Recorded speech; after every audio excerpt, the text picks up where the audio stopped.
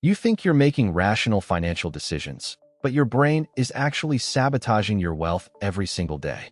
It's not a lack of effort. It's a biological survival mechanism designed for the Stone Age that is literally keeping you stuck in the middle class. Here's the mental trap you didn't know you were in, and how to start rewiring it.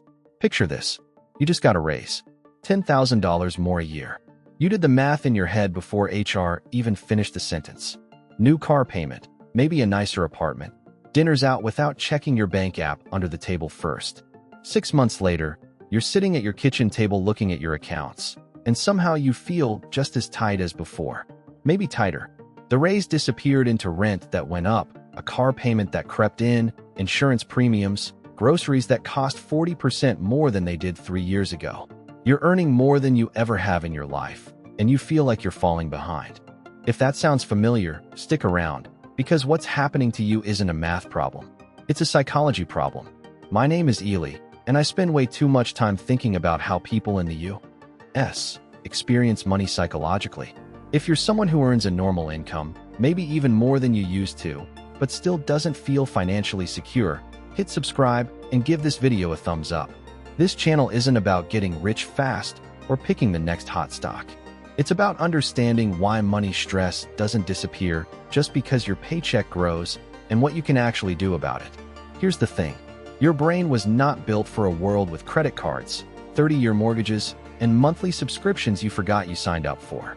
It was built for a much simpler, much harsher environment, one where resources were scarce and unpredictable, and the people who survived were the ones who stayed alert to threats and grabbed opportunities the second they appeared. That wiring didn't go away. It just got repurposed. And in a modern economy, that ancient wiring produces some very strange, very expensive behavior. Let's start with the math, because the math actually is simple. The Bureau of Labor Statistics has tracked wage growth for decades, and on paper, a lot of Americans are doing better than their parents did at the same age.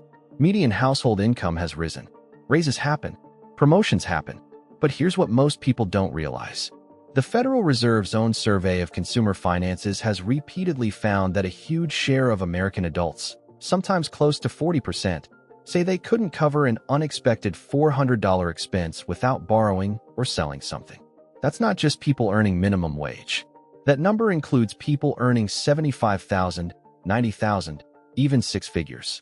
So if the income is going up and the expense side isn't outpacing it dramatically, why does it feel like everyone is one flat tire away from a crisis? This is where it gets interesting. Because the answer isn't in the spreadsheet. It's in the brain. There's a concept in psychology called hedonic adaptation. In plain English, it means humans are extremely good at getting used to things.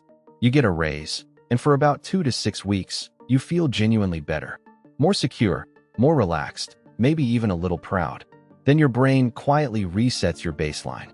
What used to feel like an upgrade now feels like the new normal, and the old anxiety creeps back in, except now it's attached to a bigger number.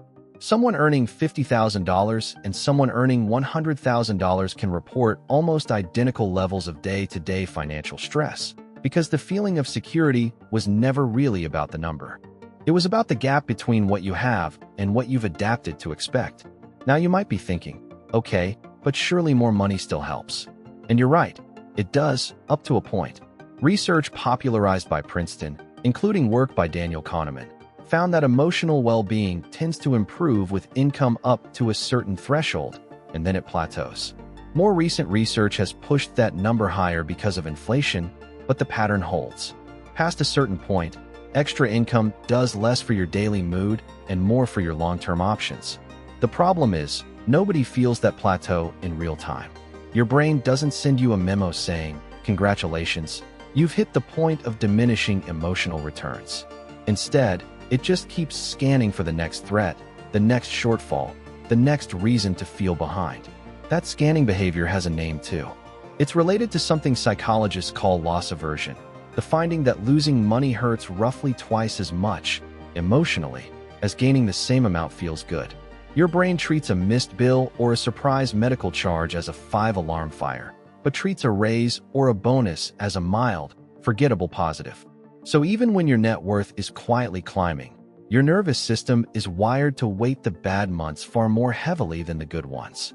Over a year, you might come out ahead financially, but psychologically, you remember the 2 scary months and barely register the 10 stable ones. Here's where lifestyle creep enters the picture, and this is the part that stings a little. Let's use real numbers. Say you're earning $50,000, living in a modest apartment, driving an older car, and technically stressed but managing. You get promoted, and now you're earning $75,000. That's a $25,000 jump, which sounds enormous. But somewhere in that transition, the modest apartment becomes a nicer one, adding $400 a month. The older car gets traded in for something newer, adding another $350 a month in payments and insurance. Add streaming services, a gym membership, slightly nicer groceries, and a few more dinners out because you feel like you've earned it. By the time you add it up, you've absorbed $12,000 to $15,000 of that raise into lifestyle upgrades you barely noticed happening. You're not reckless. You didn't buy a boat. You just slowly, quietly, let your expenses follow your income upward, almost like water finding its level. Now look, this isn't a lecture about avocado toast or your coffee habit. That old narrative, the idea that people are broke because of small daily purchases, has been thoroughly picked apart by researchers, and frankly, it misses the real driver entirely. The real driver is structural and psychological at the same time. Housing costs in most major U.S. metro areas have outpaced wage growth for over a decade, according to Federal Reserve regional data. Healthcare premiums have climbed even for people with employer coverage. Car prices, both new and used, jumped dramatically and never fully came back down. So part of what feels like your fault is actually the environment. But the other part, the part you can influence, is how your identity and your sense of safety get quietly tied to a lifestyle that outpaces your actual financial cushion. This is where social comparison sneaks in, and it's sneakier than people think. You're not just comparing yourself to a stranger on social media, flashing a vacation photo. The American Psychological Association has published research showing that financial stress is strongly linked to comparison with people in our immediate social circle, coworkers, neighbors, siblings, old classmates. If your coworker mentions they just put a down payment on a house, or your neighbor gets a new SUV in the driveway, something in your brain treats that as information about your own status and safety, even though it has nothing to do with your actual bank account. That comparison instinct evolved for small tribal groups where relative status actually mattered for survival, access to resources, mates, protection. In a world of curated social feeds and constant visibility into other people's spending, that same instinct fires constantly, and it's almost always misfiring. Here's what most people don't realize about identity and money. Once you start earning a certain amount, or once you reach a certain title at work, your brain quietly builds a story about who you are now. You're not just someone who makes $75,000. You're the kind of person who drives a certain kind of car, lives in a certain kind of neighborhood, orders a certain kind of coffee. Spending decisions stop being purely financial and start becoming identity maintenance. That's why it feels almost impossible to downgrade, even when it would be the smart move. Trading in a newer car for an older, cheaper one doesn't just save you $300 a month. It feels, on some subconscious level, like admitting failure, like sliding backward in a story you've told yourself about your own progress. That emotional cost is real, even though it's invisible on any spreadsheet. Think of your financial baseline like a thermostat. Most people assume that once you hit a certain income, the room just gets warmer and stays warm. But your brain's thermostat resets itself almost automatically, adjusting your sense of what's normal, what's necessary, and what would feel like a step down. Raise the temperature, and after a short while, it just becomes the new normal room temperature. Feel a chill again, and your body reacts as if something is fundamentally wrong, even if the actual conditions are still better than they were a year ago.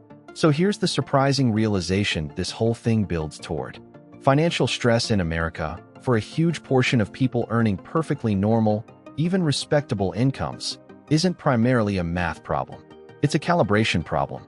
Your brain calibrated its sense of safety to your current lifestyle, not your current income, and definitely not your actual savings rate. Which means the fix isn't just earn more. Plenty of people earn more and feel exactly the same amount of stress a year later, sometimes more, because their calibration moved with their paycheck. Now, practically, what do you actually do with this? First, separate identity spending from security spending. Before increasing any fixed cost, rent, car payment, subscription, ask whether this expense is protecting your future self or protecting your current image. Both matter, but they shouldn't get equal priority when your savings rate is thin. Second, build what some financial researchers call a friction buffer, essentially treating your emergency fund contribution like a bill that gets paid before anything discretionary touches your account. Even $150 a month automated into a separate account recalibrates your brain's baseline sense of safety faster than people expect, because your nervous system responds to consistency and buffer, not just total balance. Third, when you get a raise, before your lifestyle has a chance to adapt, redirect at least half of the new amount into savings or debt paydown automatically. This isn't about deprivation. It's about controlling the calibration before your brain does it for you. Fourth, get honest about comparison. Notice when a spending urge follows seeing someone else's purchase, and give yourself 24 hours before acting on it. That single pause interrupts the ancient status reflex long enough for your rational brain to catch up. None of this requires a six-figure salary or beating the market. It requires understanding that your brain is running software built for a world that no longer exists, and that awareness alone is what lets you start making different choices. You're not broken, and you're not bad with money. You're a normal person running very old programming in a very new economic environment. The moment you see the pattern is the moment you stop blaming yourself for something that was never really about willpower in the first place, and start building a version of stability that actually holds up, month after month, raise after raise.